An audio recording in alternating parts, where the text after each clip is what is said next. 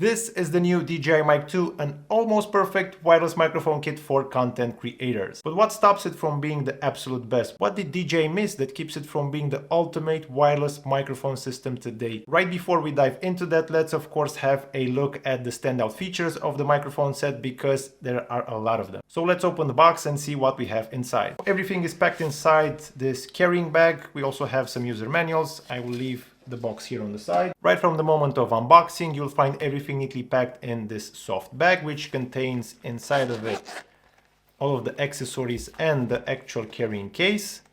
We have here on this side the 3.5mm audio cable. We also have a USB-A to USB-C cable. We have two windscreens that are packed here inside, or so-called dead cats, and here the actual case itself. Let's take out now one of the windscreens. The windscreen mounting style is sort of unique. It's the first time that I see this plastic jack thingy that makes it super easy actually to attach it to the microphone. This system is a big plus, especially compared to the Rode mics where attaching the wind protection is really difficult most of the times. Okay, now let's move the accessories to the side and take out the case. The case is pretty robust, very well built, made from a mix of aluminum and magnesium, similar to what you'd see on DJI's popular drone lineup. The case has this locking mechanism that keeps everything nicely closed. With just a simple push here, we can then open the top, revealing inside one receiver, two transmitters, and USB-C and lightning adapters for plugging the receiver into various devices. The transmitter is small and nice. It has this transparent design here on the front. On the side we have an LED that indicates whenever the recording is on, a USB-C connection, the actual recording button on and off. Then we have here the pairing and this on-off button that it's also used to activate or deactivate the noise cancellation. Let's now take the windscreen. This is the port that can be used for lavalier microphones right here. So it's super interesting that the windscreen can be fitted in here because this is just a plastic jack, a plastic thingy here that fits in perfectly and clips on like that. And it stays right here, doesn't fall. I really hope that Rode will do something similar in the future. This is super nice. Okay, now let's move on to what really sets it apart from the competition, which is how easy it is to set it up and use it. What DJI did here is to take the entire user experience from start to finish and refine it to create the most seamless journey. Just by opening the case for the very first time, I noticed that the devices were already paired. You can also see the charging levels and available recording time for each microphone. And by recording time, I'm actually referring to the built-in recording system within the transmitters. Each transmitter comes with an 8GB internal storage, which is accessible through the USB-C connection port on the side. So you can actually start recording right away by just pushing this button right here, and when you're finished you can download your files on any device without extra software. Now let's have a look at the receiver.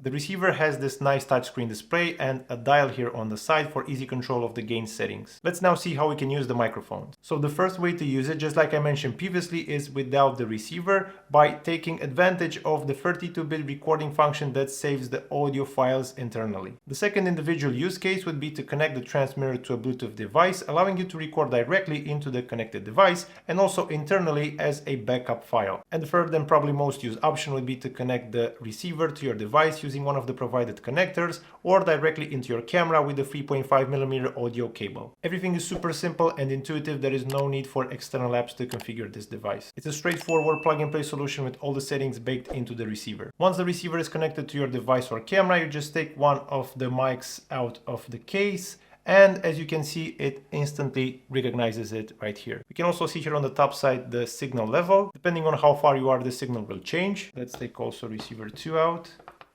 And now we have both receivers live. You can use the touchscreen on the receiver to adjust different settings. There are 3 recording options to choose from. The first one would be stereo.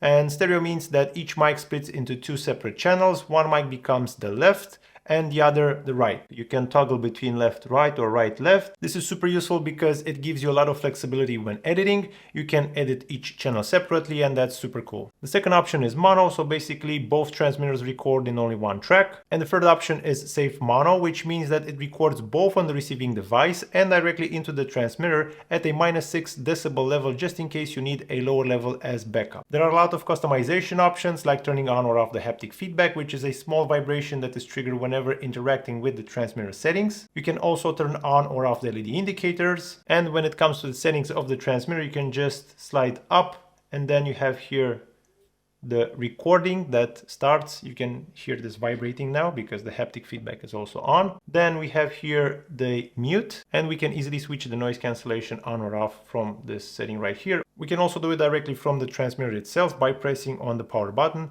Just one small press, and then it toggles between noise cancellation, this is on, and noise cancellation off. Moving now from the touchscreen to the small rotating dial. With just one simple click, you can switch between channels and easily adjust the gain levels of the receiver and individually for each transmitter. So if I will rotate now, you can see that is going -12, and then I go up, dial, I can go up to +12. The great thing is that DJI added this nice recommended camera settings that ensures optimal gain levels for some of the most common models that you would find on the market. Unfortunately, I couldn't find my EOS R8, but I found out that the R6 is actually close to what I need. What is important to remember is to always make sure that you set your camera in manual audio at a minimum level, and from there to fine-tune the gain within the DJI receiver. Okay, so the user experience is just incredible on this microphone kit, and I have to be honest, DJI has done it better than any other competitor out there at the moment. But here's where it falls short of perfection: the audio quality with noise cancellation. Unfortunately, the device has a significant issue when it comes to noise cancellation. For some people this might not be a problem, but for me personally it's a real deal breaker, as I bought this kit specifically to use it in noisy environments. Even though noise cancellation is technically working, the sound itself is really muddy. Here is the test comparison. Test 1 2 1 2, test 1 2 1 2.